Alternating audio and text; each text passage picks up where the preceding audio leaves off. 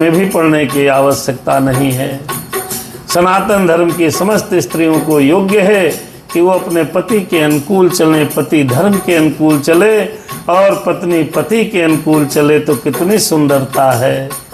पत्नी को स्वतः मोक्ष प्राप्त हो जाएगा जी, मोक्ष मिल जाता है।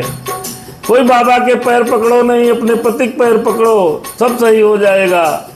स्त्रियां बाबा के चक्कर में पढ़ पढ़ करके अपना जीवन बर्बाद कर रही हैं, ऐसा नहीं करना चाहिए। संत बाबा ढोंगी ढकोसलेबाज, इनके सबके चक्कर में, झाड़ फूंक झंडाल के चक्कर में नहीं पड़ना। केवल अपने पति को परमेश्वर माने, पति धर्म के अनुकूल चले, पत्नी पति के अनुकूल चले, उसको मोक्ष प्राप्त हो जाएगा, ऐसा रामायण में लिखा है। और अनसुईया जी ने कहा, सीता जी सुनो, तुम्हारा तो नाम लेकर के स्त्रियां पतिव्रत धर्म का पालन करेंगी।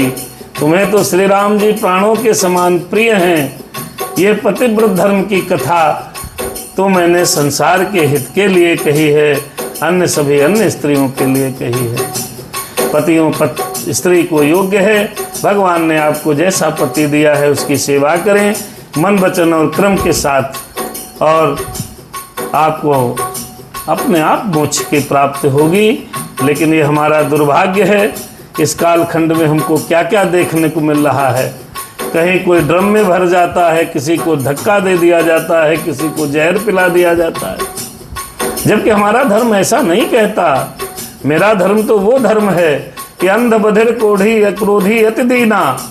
अगर आपको किसी भी प्रकार का भगवान ने पति दिया है, वृद्ध रोग बस जड़ धनहीना, अंध बधिर क्रोधी अति दीना, अगर इस प्रकार का अंधा बहरा क्रोधी कैसा भी पति मिले, उस पति को परमात्मा समझ करके परिवार के साथ सुखपूर्वक जीवन व्यतीत करें, आपको गति प्राप्त होगी। ऐसा रामायण, ऐसा ग्रंथ कहते हैं। फिर सुन जान के परम सुख पावा, सादरता सुचरण सिर नावा। अरे तब मुनि सन का कृपा निधाना, आयस होई जाऊं बन जाना।